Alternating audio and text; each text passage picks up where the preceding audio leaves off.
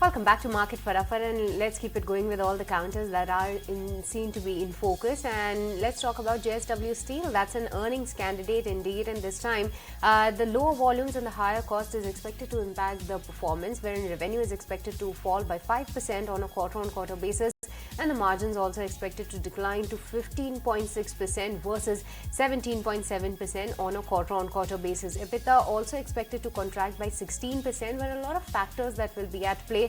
Firstly, the realizations and the per ton is expected at 63,000 rupees per ton, but that will be a jump of 1% sequentially. But volumes impact could be on the back of the lower exports, lower priced imports affecting the domestic sales, and other than that, the EBITDA per ton is also expected to be down 12% sequentially.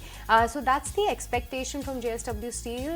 Not much of a great number is expected this time around, but yes, Tata Steel did surprise on the earnings front, so we will be watching this candidate closely. But along with that, we will be watching out for the management commentary on their capex guidance as well as the production and the sales guidance in the times ahead. So all eyes on JSW Steel. All eyes on JSW Steel, but all eyes right now are on a couple of numbers that just came out. Shrishti, is Equitas Small Finance Bank, right? Nothing great that came in terms of numbers, because what we're seeing is the GNPA of the company has seen a deterioration, even the NNPA. So the asset quality seems to have deteriorated, at least is what we're seeing for Equitas Small Finance Bank. In terms of profits, yes, that's seen an uptick, but provisions are seeing an uptick as well on a quarter-on-quarter basis.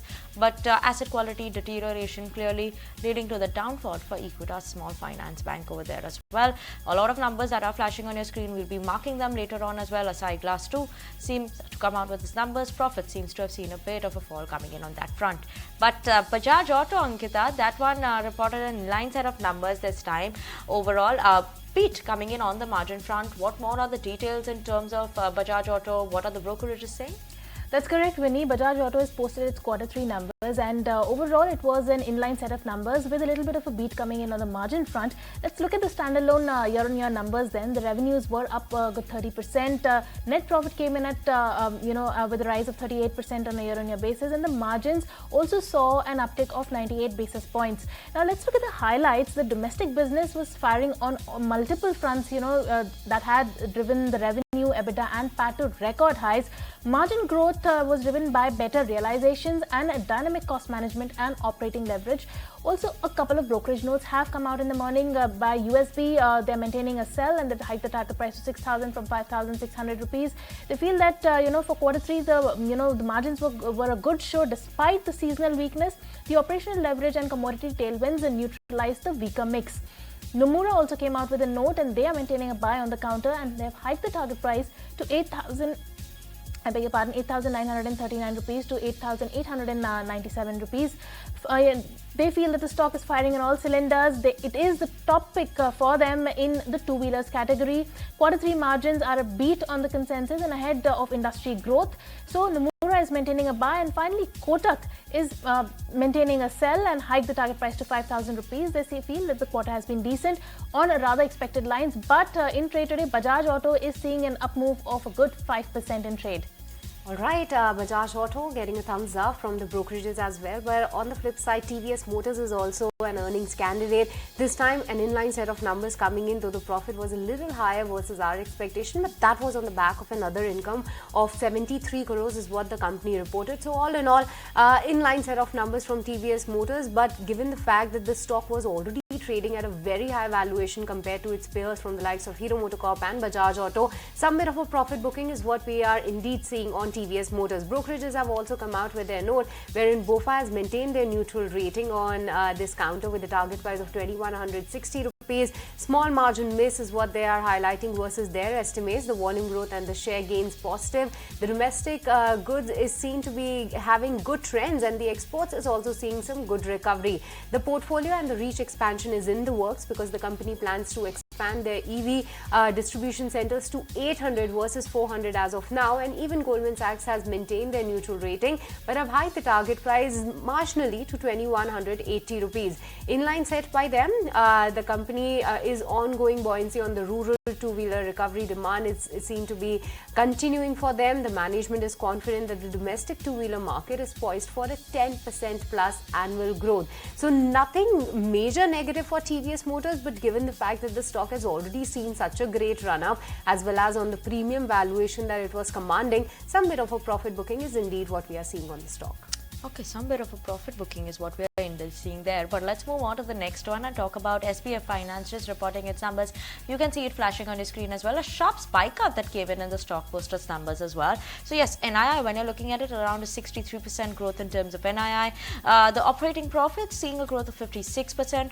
Profits coming in with a growth of 62% on a year-on-year basis, 64 crores versus a 39 crores as well. And other than that, when you're looking at it in terms of the asset quality, almost remained flattish on a quarter-on-quarter basis.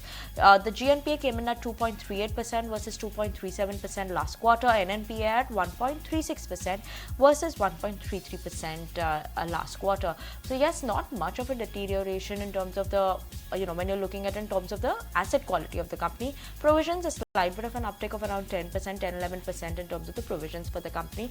So yes, keeping an eye on SSF Finance today on the back of its numbers. Surely buzzing away in trade. 4% uptick as of now, day's highest point as of now for the stock.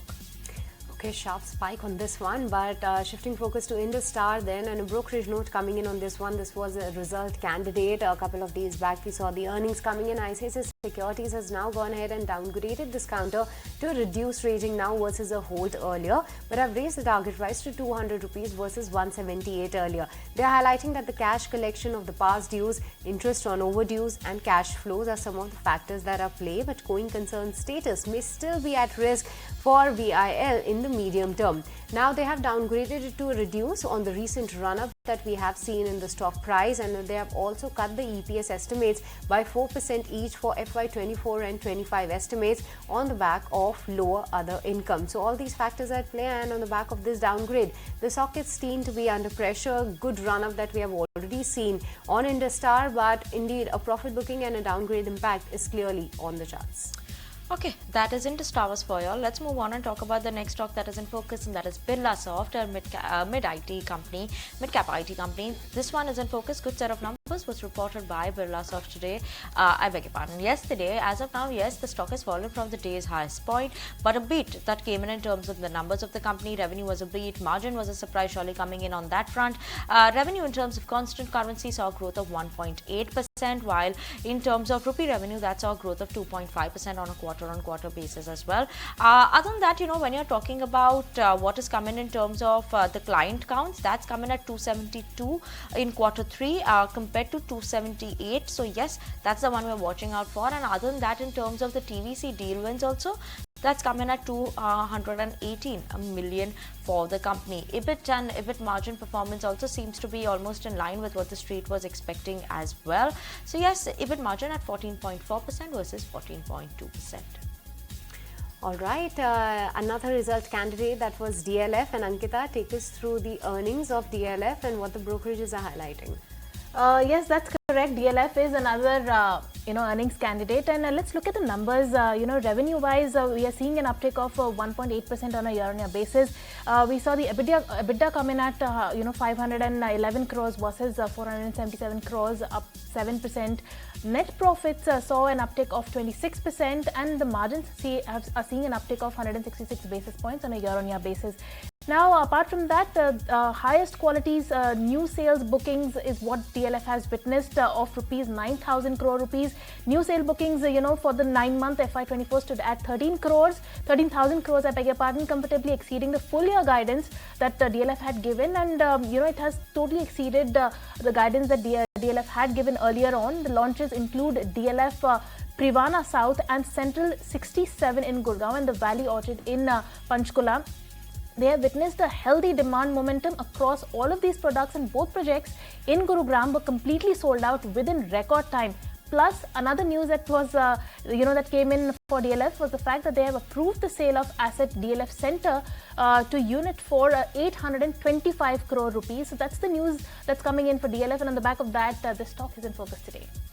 Okay, surely keeping an eye on DLF, but my eyes are also on ACC's numbers. Shrishti, look at the numbers that have come in, right? What a jump that we're seeing in terms of the profits of the company. 537 versus 113 crores last year. Margins also 18.4% versus 8.4% as well, and that's why that sharp spike up that we're seeing in the stock as well. Day's highest point, 5.4% uptick in that front. Revenue also seeing a growth as well.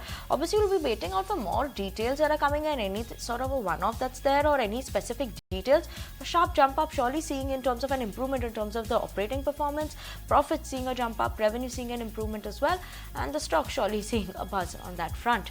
But yes, that was ACC's numbers. Let's just actually slip into a very short break. We'll be back with more details after the break.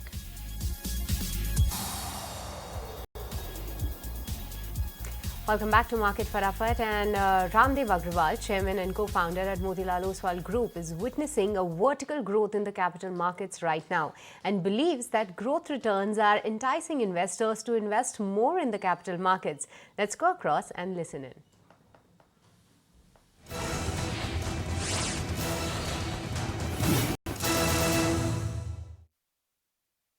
This is just about beginning of the large trend in the capital market. And it has become so acute that even banks are feeling the pinch of flight of deposits from the banks to the capital markets. So I think the experience of capital market of the larger masses is very good. I mean, if you see the return in last post-COVID particularly, from 7,500, 8,000 to almost like 3x. So I think the return is more like 20. Even in the last 12 months, it is about 20%, 21% index level. If you look at mid and small, it's like 35, 40%. So I think returns are very good, and that is enticing people to come to the market.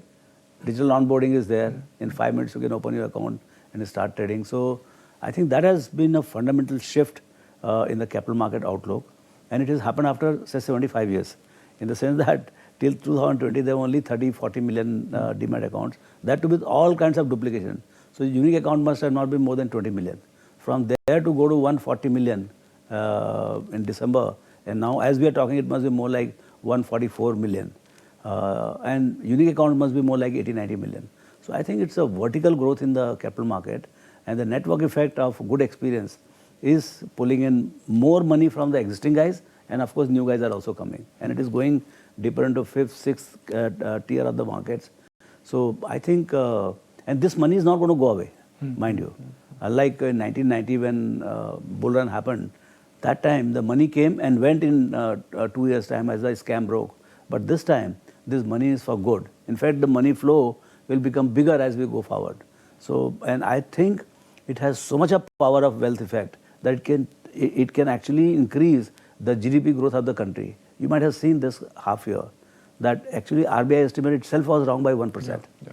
On such a large base, 1% is a big miss. And all the global economies, I mean, including ours, they are off by 1.5%. They were at 6.2, 6.4, and what turned out is 7.6.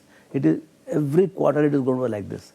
They will not be able to catch up because the wealth effect which is coming, it is going to spur the economy by at least a percentage or so, and the trickle down will happen. So conventional logic is already happening, capex is happening. So that is giving some kind of new energy to the economy. But the wealth effect coming from the stock market, that has yet another engine. So it's a twin engine kind of situation. One is the conventional engine and second is the wealth effect of the stock market. So my sense is we're in a very sweet spot. Okay. Now, since we're talking about quarterly numbers, there is a big bump up in all your verticals, and I'm looking at quarter on quarter.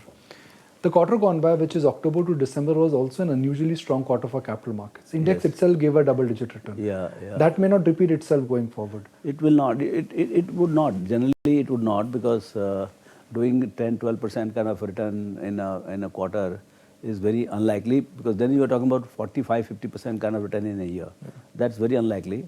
But but market is horizontally expanding. So capital market itself, say like December was extremely strong over October and November. September was very good. October was somewhat weaker. November picked up, but December was out of the charts. And January is even better than December. So what is happening is that momentum is picking up as we come closer to the budget time, and then election time, and then after that again budget time.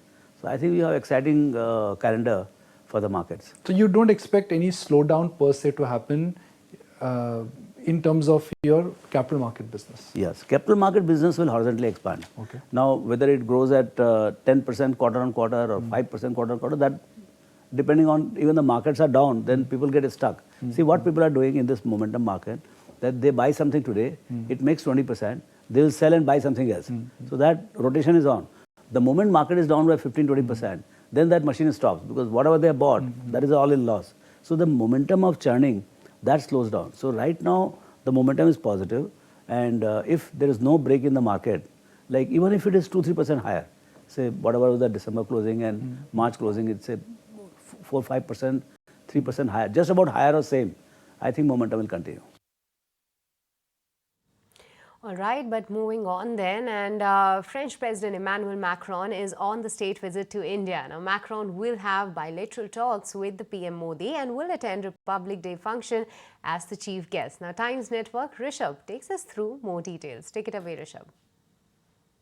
So UPI payment, it's not only UPI, but this is also something which will be displayed. If I can show my viewers, this is an earthen cup, and rather it's a kulhad, and a kulhad chai will be served to both the leaders. Remember, India and Indian government has been talking about sustainability and the initiative called LIFE, which is about sustainable development in the world, and this showcases a small part of it. So apart from the scientific prowess at Jantar Mantar, or for that matter, the UPI system of payment in India, even these will be showcased to the French president. Though the visit is diplomatic, he's here as the chief guest for the Republic Day, but India is giving a personal touch to the visit. The Shobha Yatra will resume from here, move towards Sanganeri Gate and culminate at Taj Ram Bagh, where a dinner is being hosted by the Prime Minister for the French President. An intimate dinner before they leave for Delhi to attend the 75th Republic Day Parade tomorrow on Kartavya Path. Preparations getting on for the Republic Day, but with this, viewers, it's time to wrap this edition of Market Fatafat. It's a goodbye from me and the entire team who put this show together. Thanks so much for watching.